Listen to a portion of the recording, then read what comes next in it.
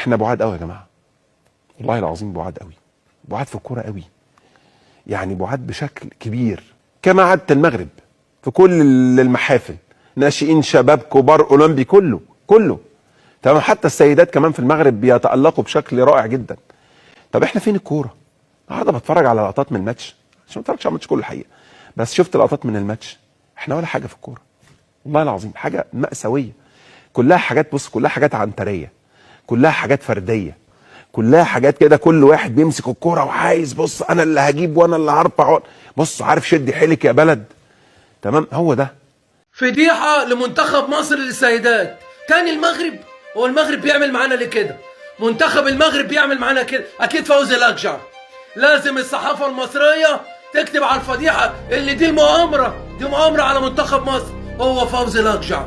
الصحف المصرية كلها بكرة هتكتب فوزي الاقجع هو سبب هزيمة منتخب 8.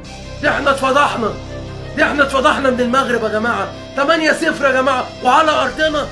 لابوات المغرب يفوز على منتخب مصر هنا في قلب القاهرة في تصفيات افريقيا يا جماعة 8-0.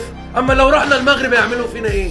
اما احنا خدنا هنا 8، اما في المغرب يعملوا فينا ايه؟ اكيد فوزي الاقجع، هو فوزي الاقجع حاطط ايده على افريقيا كلها. لازم الصحف المصرية تكتب بكرة اللي فوزي الاقجع هو اللي حط ال8 بنفسه، هو والمؤامرة.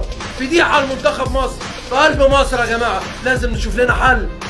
رسالة لاتحاد الكرة المصري بعد فضيحة خسارة مصر النهاردة أمام المغرب.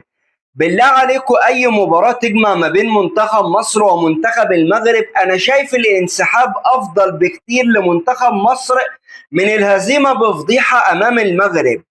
جماعة اللي احنا نعرفه عن كرة القدم مكسب وخسارة، لكن إن احنا نفضل طول الوقت نخسر بنتائج كارثية من المغرب ده اللي ملوش علاقة بكرة القدم. وفي الاخر يطلع حسام حسن والاعلام المصري المدلس الكاره والحاقد على المغرب يقارن نفسه بالمغرب ويقول لك احنا افضل من المغرب، ويقول لك بان مصر عملت انجاز عظيم وبيحتفلوا اكنه منتخب مصر اخذ ببطولة كاس العالم. ده منتخب المغرب اللي خرج من دور الثمانية عايزين يمشي المدرب، واحنا اللي خرجنا من الدور ال16 من نفس البطولة بنقول لان حسام حسن بطل، وبنعتبر ان هو جاب كأس العالم لمنتخب مصر. 8-0 8-0 يا مغاربة، 8-0 بتقفشوا في فراخ. تقول لها لا ده مش تأشير كويس للبتنجان، ترد التانية تقول لها بقول لك ايه مش هتبقى انتي والمغاربة عليا. قالوا انا اللي كنت بعيب على ستات الجزائر واقول اتشمطوا 7، هما كده 7 واحنا كده، يعني الموضوع ما فرقش كتير.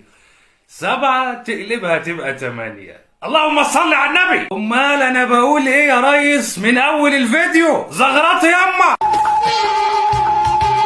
اهلا بيكم، يا رب تكونوا بخير. سيدات المنتخب المغربي صنفرت سيدات المنتخب المصري اليوم. شوف يا اخوانا، انا عايز اقول لكم حاجه، قربوا بس رجاء كده، قربوا بس، هنقول كلمتين في السريع، معلش ثانيتين، قربوا عشان مش عايزين حد يسمع الكلمتين اللي احنا هنقولهم دول.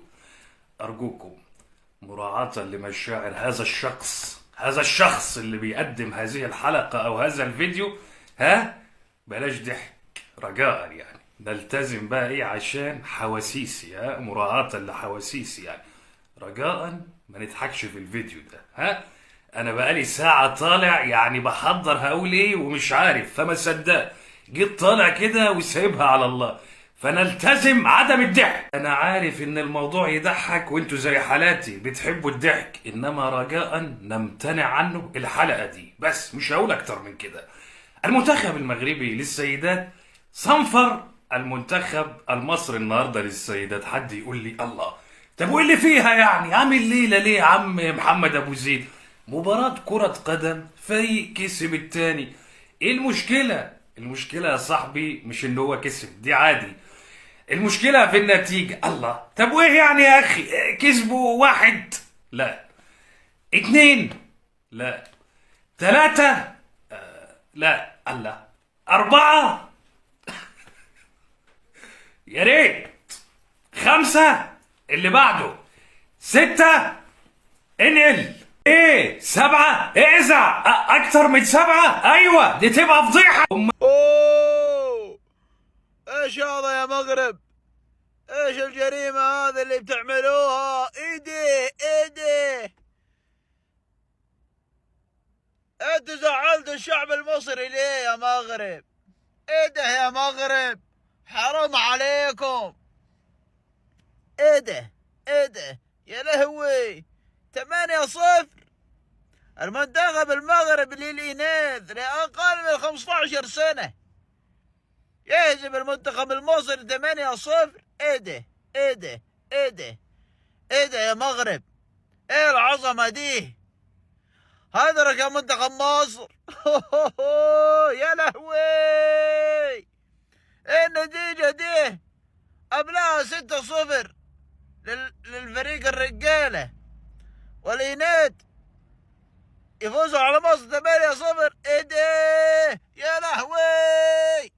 هي الناس دي ملهاش كبير. منتخب مصر للآنسات المحترمات ملهاش أبهات يسألوا عليها. النهارده كانوا بيلعبوا منتخب المغرب دوري المدارس المؤهل إلى بطولة شمال أفريقيا. عادي، مباراة شباب تعارف. احنا عارفين ان منتخب مصر ومنتخب المغرب يعني بيحاولوا يعملوا جيل انه يبدأوا يصعدوا من المنتخبات الأولانية. مش دي الحكاية. الحكاية ان منتخب مصر خسر من منتخب المغرب بفضيحة كروية. هتقول لي ايه يا عم، في ايه المشكلة؟ هتقول لي يعني خسروا كام؟ 1 لا، 2 لا، 3 لا، خسروا 8-0 مع الرأفة. تخيل سيدات منتخب مصر بيدافعوا طول المباراة، ومع العلم انه مش قادرين يصدوا الهجمات اللي بتكتسح بيها منتخب المغرب للآنسات المحترمات الفاضلات، اللي ما عملوش اي اعتبار للعروبة، اللي ما عملوش اي اعتبار ان احنا منتخب مصر شقيق بنحبهم وهم بيحبونا. هتقول لي نتيجة كبيرة قوي. اكيد كانوا بيلعبوا على ارضهم وسط جمهورهم واستغلوا الضغط التحكيمي اصبر. المغرب كسبت مصر في القاهرة 8-0، 8 زلطة، 8 تجوان.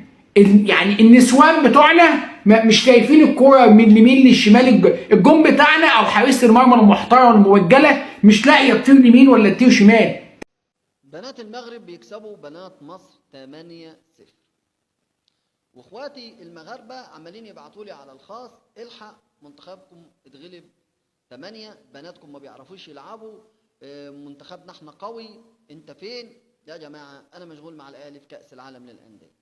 الحاجة كمان ده باختصار شديد الفرق اللي ما بيننا وما بين المغرب، وده يا جماعة اللي احنا بنتكلم فيه طول الوقت. الناس دي بتخطط صح، الناس دي بتشتغل صح، الناس دي اللي وصلت له مش صدفة، مش صدفة على الإطلاق، لا. الناس دي المكانة اللي هم فيها يستحقوها عن جدارة واستحقاق. المكانة اللي فيها المغاربة عن جدارة واستحقاق. النهارده منتخب المغرب بيكتسح منتخب مصر. طب الإعلام المصري إيه رد فعله؟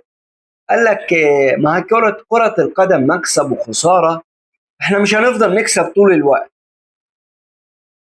طب أنا عايز إعلامي مصري محترم يطلع يقول لي إمتى كسبنا المغرب في مباراة كرة قدم.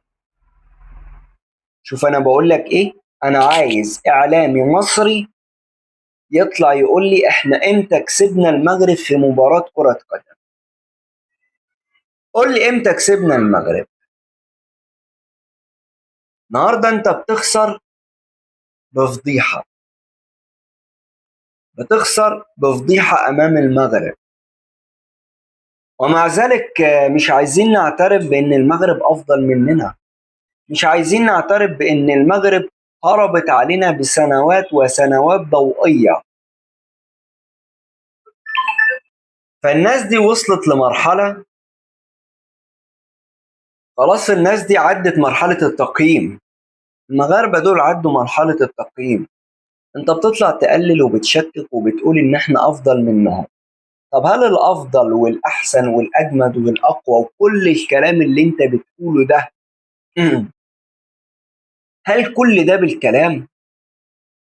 يعني انا ما شفتش اي حاجة على ارض الواقع. شوف، انا ما شفتش اي حاجة على ارض الواقع، كله كلام فقط لا غير من الاعلام المصري. لكن في إنجاز حقيقي؟ لا، بترجع بتخسر من جديد من المغرب. كل مباراة بتجمع ما بين مصر وما بين المغرب، أنا قلت لك إيه من قبل؟ قلت لك بالنسبة لي دي المباراة الوحيدة اللي أنا ببقى عارف نتيجتها من قبل ما تبدأ، وهو المباراة اللي بتجمع ما بين مصر وما بين المغرب. حقيقي المباراة دي أنا عارف نتيجتها من قبل ما تبدأ، لأن مفيش مكسب لمنتخب مصر تقريبا في 10 سنين، في آخر 10 سنين مفيش أي إنجاز، مفيش أي مكسب لمنتخب مصر في آخر 10 سنين. فهنا لأ، كل التحية وكل التقدير للمغرب ولكل من هو مغربي، أبطال ويستحقوا المكسب. النهاردة فازوا عن جدارة واستحقاق على المنتخب الوطني المصري. وأي حد مدلس كاره حاقد على المغرب هيطلع يقول لك الكلام ده، قول له أنت كذاب. المغاربة فازوا عن جدارة واستحقاق. ديما مغرب.